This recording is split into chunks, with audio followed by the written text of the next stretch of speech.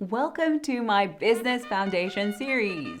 Here I choose one business concept and explain it to you. Today I'm going to be breaking down Porter's generic strategies. Take a moment to think about the type of hotels you like to book when you go on holiday. Do you prefer a cheap, no-frills hotel or a more expensive resort with fantastic service levels and maximum comfort? Essentially, as a customer, the choice is yours. But there is another choice that has been made, the one by the different hotels when they decided how to achieve a competitive advantage in a crowded marketplace. The no-frills hotels have chosen to cut costs to minimum and pass their savings onto the customers by offering lower prices. This helps them to grab the market share and ensure their rooms are as full as possible, meaning they have the opportunity to drive down costs even further. The luxury hotels, on the other hand, focus their efforts on making their service as wonderful as possible, and the higher prices they can command as a result make up for their higher costs. All of this is an applied example of Michael Porter's generic strategies. In his 1985 book, Competitive Advantage: Creating and Sustaining Superior Performance, Porter sets out two ways for businesses to gain a competitive advantage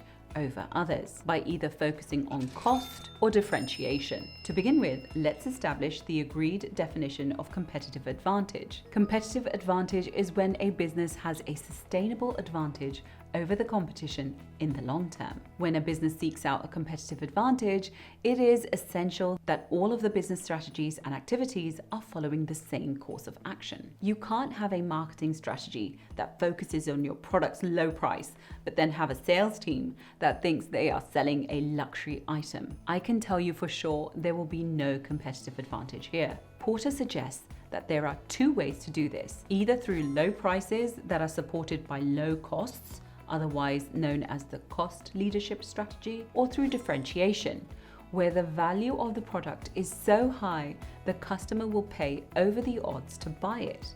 This is the differentiation strategy. The cost leadership strategy. This technique to building the edge that gets you the sale and takes it away from your competitors is to either reduce your costs while charging industry average prices, meaning you will technically be more profitable, such as this example here.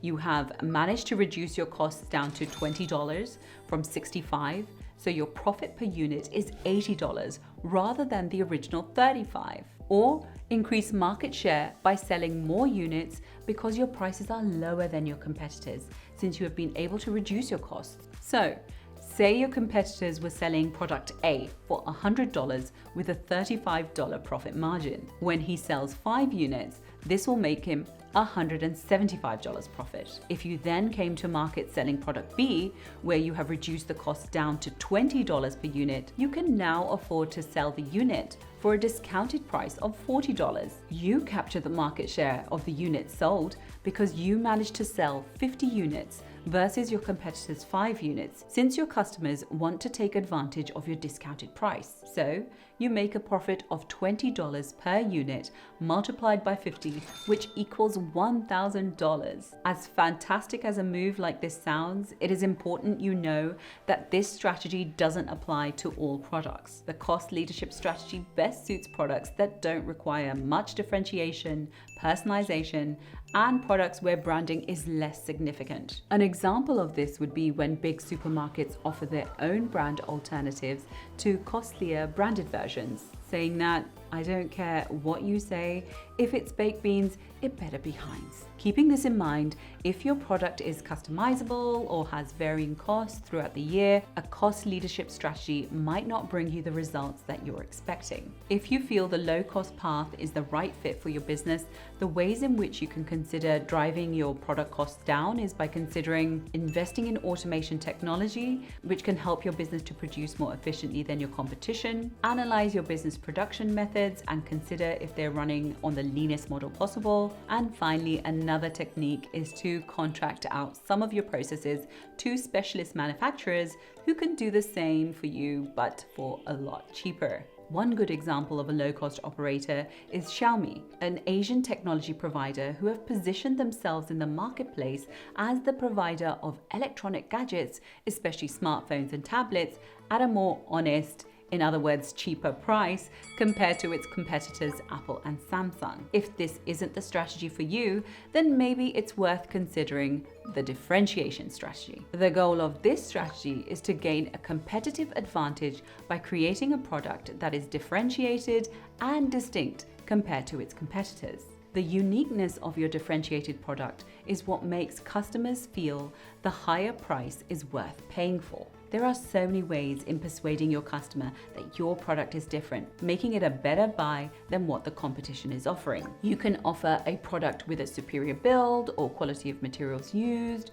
You could maybe consider adding different or perhaps more features. Another differentiator, and one that is often forgotten, is how your product is sold and delivered to your customer. One of the best examples of a business that was able to achieve product differentiation around its brand is Apple. Despite its high price, Apple has built a significant customer base with loyal customers as a result of its superior branding, customer recognition, as well as its numerous groundbreaking features across all its product range. The danger, though, is in business if you find yourself stuck in the middle of these two strategies, that being neither low cost nor highly differentiated. The trouble with being in a situation like this is that you'll always lose out to your competitors who have lower costs and lower prices, as well as to those who have a more differentiated product or service that your customer base would rather have. A brand that I have observed to be stuck in the middle is Sony, especially their mobile phone products. Not only do they cost a considerable amount to buy, but the features they offer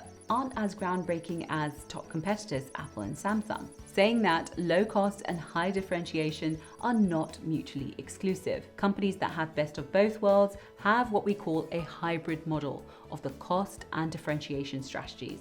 And this is a powerful approach you may want to consider. One of the businesses I believe that has a low cost and differentiation as a strategy is Toyota. Not only do their cars have superior quality and features, which makes them differentiated, but in terms of cost, they fare well with their competitors, thus making them one of the top performing automotive brands out there today. Another great example of a brand that has been able to straddle a hybrid strategy approach is IKEA. Whilst it is recognized universally as a low-cost furniture provider, it has also differentiated itself from its competitors by offering a vast design range which can be further specialized to the different countries it is selling within. Understanding Porter's generic strategies of cost and differentiation is a powerful foundation in your business know-how. I feel it gets you to become single-minded as a company in understanding the tactics you need to action to achieve the financial and business performance goals you have. I have lots more coming up in the Business Foundation series